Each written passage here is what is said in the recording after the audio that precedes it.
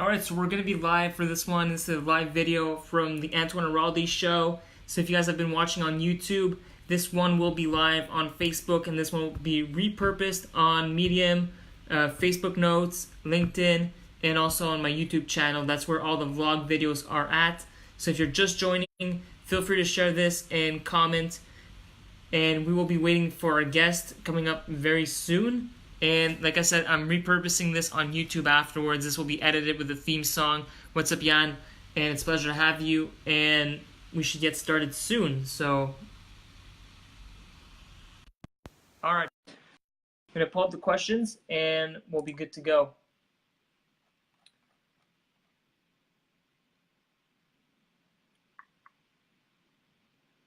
Everything should be working soon. All right. Awesome. Hi. Awesome. Hi, how's it going? Hey. Bonjour. Are you French? I'm gonna try to Yes, turn it I am this French. way. Okay. No, now it's upside No, down. you. Nope. Yeah. Okay. All right.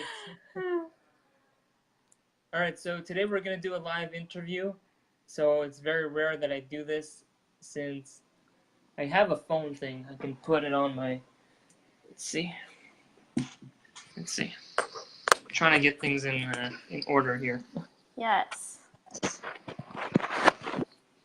I'm gonna try to set mine up too here. Let's see here. All right. I rarely do this Perfect. on like a phone. Well, it's so nice to see you live.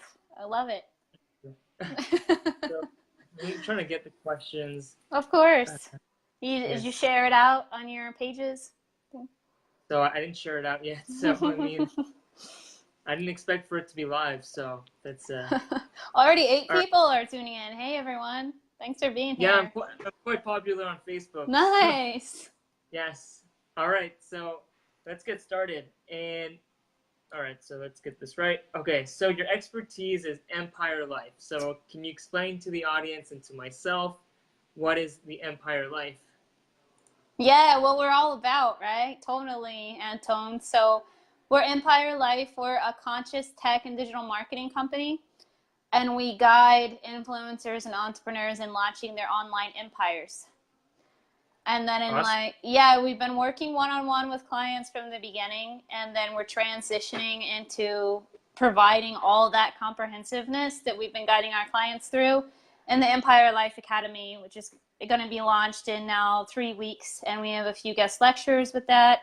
It's giving you all the tools to be able to launch your own online empire and the support of the community.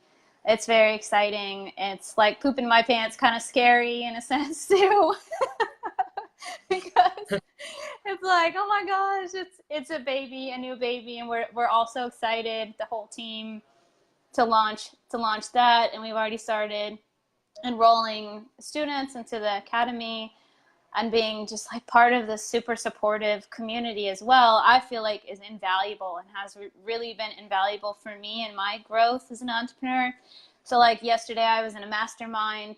Monday night I was in a mastermind. Like I keep going to more and more masterminds, and then I'm so excited to have that be part of the Empire Life Academy as well. We'll have a mastermind call once a week, because what I've seen is all the community coming together when we share all of our perspectives, because we're coming from all different fields of expertise.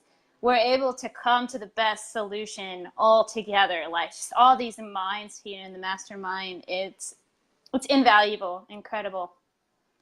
Awesome. So can you talk to me more about conscious entrepreneurship? Yes. So for me, what that looks like is being aware of our emotional well-being and our spirituality within ourselves, like whether that means believing in a higher power or meditating every day. However we come to be rejuvenated within ourselves, for me, then we can give more light and love to our community. So that's where I see that, and less focus on I'm always hustling and always doing, because I feel like society, especially as founders or business owners, wants to put us into this mode. And yes, it's great to hustle, though I feel also on the other side of that, of play, like involving play in your life, having some kind of spiritual practice And then infusing that also with my team, that everyone on my team, I encourage them also to have some kind of spiritual practice, because life can get really hectic. It can, we can get into this hustle, hustle, go, go, drink more and more coffee kind of mode. And a lot of times what's best for us to be able to find the best answer to serve our clients and serve our community is to be silent or go in nature, and the answers come. The answers come, in my opinion. Yes, I had an interview just before this one. We talked about nature as well. So it's pretty interesting how a lot of people are bringing that topic up. So, Yes. how was it launching your online empire? So a little bit of backstory about me. I'm also a software developer, and Okay. I was coming out of corporate and working on code all day with my homies all around me, and I, like my community of developers. And then when I came out of corporate, I was like, how can I really help people level up online with the skills that I already know? Because I started finding, especially with females in tech, there's not very many of us as founders or as software developers. Even I was the only female at my previous company in corporate. And how can I use those skills to help other influencers to level up? Sorry, somebody called me. So Okay. in that, and as I'm leveling up, we're all rising together. So essentially, I'm creating an online empire as I'm helping other people create theirs. So to go back to that point, honestly, like we just started focusing on our Instagram, and we had been building, as part of the online empire, we had been building our clients to over 20K in followers. And that goes to show, like, as they are building, I'm also building, though I started focusing more on ours recently because I started noticing all my clients come first, like their first priority. Awesome. So, for people that don't know too much about you, uh, you were the team captain of every team that you were on. So, can you explain to the audience more about that? So that's so funny. That just came up yesterday in a conversation that this lady was saying, I sometimes revisit that because I had so many lessons within being allowed, I would say even allowed by the coach and my team to encompass that space.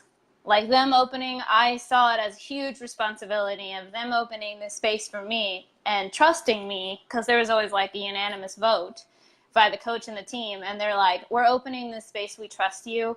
We understand that you're going to guide us. You know what's best for us. We will listen to you. All of these things that they are entrusting upon us. And a lot of times I revisit that and pull from that strength or those lessons that I learned in being a founder, because leading a team is similar. Like sometimes the team doesn't like you. Sometimes the team is like, oh, well, if I was in your position, I would do this, right? Or Yeah. or other people outside the team are like, why was she voted that, right? You're always going to have this balance of somebody wanting to critique you, and then they're also on the other side of that, oh, we made this choice and we're gonna decide to let her lead and follow her. So like revisiting on this topic, one of my friends was saying, people seem to always have an opinion about how you're leading, though until they're in that position they may not quite grasp the I guess the responsibility or how it feels to be a strong leader. And I definitely always go back to that. Like, oh, you feel like you can do it better? Okay, like, but I have a mission. I have a true mission and passion that I'm always stepping into. And I revisit the first time when I was selected a team captain. I was scared shitless, like to go on the court in front of the whole crowd. Like the stands were full, and the coach told me like 5 minutes before we were about to start the game, hey, by the way, you've been voted the team captain. Okay, get out there. You have to know the rules. You have to just go out there and shake their hand. And I'm like shaking, and then it's shaking inside, but maybe not on the outside, Yeah. because I started to embody that. Oh my gosh, my team voted me to do this. This is a space they're allowing me to fill. Now I need to fill it. And what does that look like? To fill that space, to be in our mission, to really live in our true passion. Yeah, but it really helped you get to becoming a leader for your online empire as well. So it was a good stepping stone. Yes. And it helps also to be able to have those sometimes difficult conversations and give some of the, I know you didn't mean to do this, like you need to do some time with a team, like pull someone to the side and give them somewhat of a pep talk. It's either like motivational, but you're kind of guiding them back into, okay, this is how we're all going to succeed together. You're kind of getting out of the path, and you're kind of getting away from the team. So like how do you gently all be in flow together in unison as one? That was a huge lesson that I learned too. Sometimes they may not like you, and that's okay. They may not be like happy with what you're saying to them. Though at the end of the day, they're going to understand, oh, she wants me to be the best version of myself. She wants us all to be working together in unison as one, because we are all succeeding here. And as long as that intention is felt by your whole team and that presence, you can have those kind of difficult conversations sometimes, and to guide them back in the flow, because they trust you and they understand that you want what's best for everybody. Yeah, for sure. So you also had the privilege in living in 5 different countries. So what were the countries and how that like? So one of them was France. So Okay. Where did you live in France? Where were you born? I'm not in France. I'm in Canada. Oh, you're French Canadian. Oh, Yes. okay. Sweet. That's awesome. Okay. That's a privilege as well. Like, so I worked my ass off. Like, was one of the first people I've worked primarily. This is the first time that I'm actually working like one job, but I consider it probably 10 different jobs when you're the founder of a company. Though in my previous lives, I've worked like 2 to 3 jobs most of my life. When I was in college, I was studying really intense subjects and had 2 jobs, my own company, and I was also working at the tutoring center. And I was capable to save a lot, as much as possible, and be a complete nerd. Sometimes not always go out with my friends. And then I launched into going to Australia and living there for a year when I was 19. I was privileged enough. I was so grateful that I had a roommate that was an international student. I was assigned to my first semester of college, and we became best friends. And she really inspired me that it's okay to be away from your family, like of all the learning experiences she had. And then when I was like, well, I need to be having some of these experiences too. And she was a rock for me in a sense, because I was met with, I will say in a very positive way, no support from my family, my family unit at that time. Like, why do you need to do that? That's not something that we do. I mean, what's the statistic? Like 1 in 5 Americans even have a passport. Most people in my family had not traveled abroad. So it was a very foreign thing when I brought it up when I was 19. And I was met with a lot of remorse in a sense. Like, don't do that. And actually, before I got on the plane, a story about me, I fainted. Right? That was the second time I had ever taken a flight in my life. Like, we didn't take vacations when I was growing up. We grew up with like bare minimum. And my mom and my grandma were on both sides of me. And we were walking towards the plane, and they were telling me, like, why do you really need to do this? Like, everything is here for you. Everything is in Texas. Like, I grew up in Texas, that you need. And as they were saying this and talking to me, I'm like, yeah, maybe I'm not doing the right thing. Oh my God. And I just saw black come in, and I just fainted and passed out.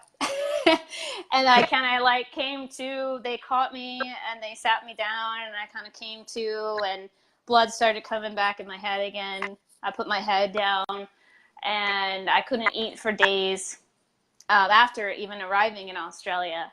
then I started to meet people, and I still have good friends even from that time, that, you know, these people are taking a chance, following their passion and purpose in life. And then secondly, I lived in Paris, I've lived in England, or London, and Istanbul before moving back to the States, or Turkey. Wow. So So you got to work